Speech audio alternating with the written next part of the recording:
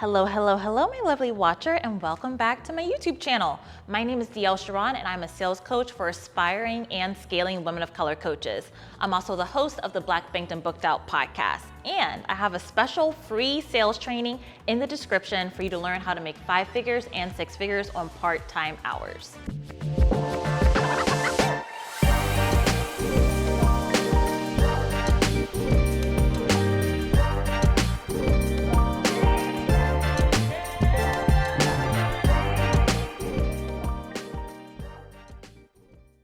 In this video, I'm gonna tell you what I see in most 7-figure entrepreneurs, and for you to know, do you possess these qualities or do you need to start embodying a 7-figure coach identity? So those 7-figure coaches that I see, their number one focus is building their movement versus building every single dollar sale. So when you're scaling to 7 figures, it's so important to think about where are you moving people, where are you leading people, what are the missions and the values that you're connecting with people, and how are you gonna transform a group of people? What are you saying that no one else is saying? How are you showing up in a way that nobody else is showing up? And you wanna be focused on building your movement versus getting every single sale that comes your way. Because trust me, you could sell your soul in this coaching industry. You want to make sure that you are connected to your values and your mission. The second thing that I see for all 7-figure coaches is they know how to manage their money. They're not afraid to look at their numbers. They're not afraid to save up. They're not afraid to invest in themselves so that they always get an ROI on their investments. And so they know how to manage their money. They have good thoughts about their money.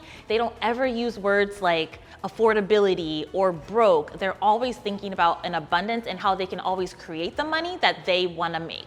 A big characteristic that I see among so many 7-figure coaches is they don't compare themselves to the industry. They don't compare themselves to other people. They don't compare themselves to their coach, and they don't compare themselves to their peers. They're focused on what they're creating, their unique movement in their own lane. The fourth characteristic that I see with 7-figure coaches is they don't believe in copy and paste businesses. They don't have the thought, if I do it just like them, then that's the secret sauce, then I'm gonna blow up. They decide to invest in mentorship and they learn from others to see how they wanna build their own business. They don't believe in quick fixes, they believe in long-term success and long-term results. I'll tell you something. Making 7 figures is so much easier than when I was side hustling, right? Making 7 figures is so much easier than when I was side hustling because I've built my own momentum and I've always thought about long-term success, not a quick copy and paste win. A telltale sign for a really successful 7-figure coach is that they have a unique promise in their offers. The offer doesn't necessarily have to be the most sexiest or the most flashiest, but it does have to have a really specific, unique promise to a really specific person. And so they know where their expertise is. They funnel all their expertise into 1 or 2 main offers, and they pour everything that they know for their community. They're not trying to be everything for everyone. They're not trying to scoop up all the money that's out there just because it's out there. They have their movement first and foremost, and they align everything else, including their offers and their promise, to get there. The 6th characteristic that I see is they know how to launch. They're not trying to avoid launching. They're not trying to talk bad about launching. They're not just trying to throw ads and throw team members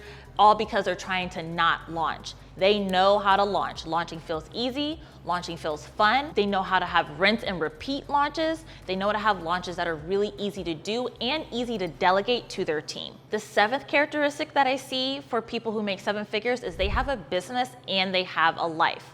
In order to create business ideas, you need to take time off and focus on your life. I get the best ideas when I'm on vacation, when I'm traveling, when I'm spending time with my friends, when I'm walking my dog, when I'm on date night with my husband. That's when I get the most ideas for my business. And so my life fuels my business and my business fuels my life. The next characteristic that I see is 7-figure coaches lean into failure curiosity versus failure shame. Meaning they're so focused whenever something doesn't go wrong, and trust me, things go wrong, but they're so focused on curiosity with the failure, right? They're focused on, okay, how could I have done it differently? What actually went wrong? How could I improve this differently? Right? They're more focused on the curiosity of the failure and getting creative with the failure versus shaming themselves and thinking that they aren't inherently good enough to execute on whatever they're executing. And so failure is going to happen at the 7-figure level. Let me tell you something, it's going to happen a lot. right? It's gonna happen so often. But I always lean into failure curiosity instead of failure shame. And then the last characteristic that I see with seven-figure coaches is that they implement strategy coaching and mindset coaching, but they don't need hand-holding. They don't need the behind the scenes on every little thing. They don't need to know the template or the copy and paste strategy. They don't need hand-holding at this level. And the main reason is when you are a seven-figure coach, you have your team looking at you. You have your clients looking at you. You have your community looking at you. You have your movement looking at you. And you want to make sure that you are the one making the decisions and knowing the reason behind your decisions and loving every single decision. So they get mentorship, but they don't get hand-holding. They feel confident in their decisions. If anyone was able to ask them a question about their decisions, they know why they made it, not because somebody else told them what to do. And so developing that leadership quality, developing that innovation, developing that power where they are always confident in what they're creating, the movement that they're leading, and the clients that they're helping. So just to end off, I believe every coach can be a seven-figure coach with all of the qualities that I just shared. Inside of my Mastermind Six-Figure Liberation, we are cultivating the next generation of seven-figure earners. We are cultivating the leaders, the movement makers, and the coaches who are going to change this industry from the characteristics that we talked about today. Thank you so much for tuning into my video. Head to the description to join Six-Figure Liberation, and I will see you on the next one.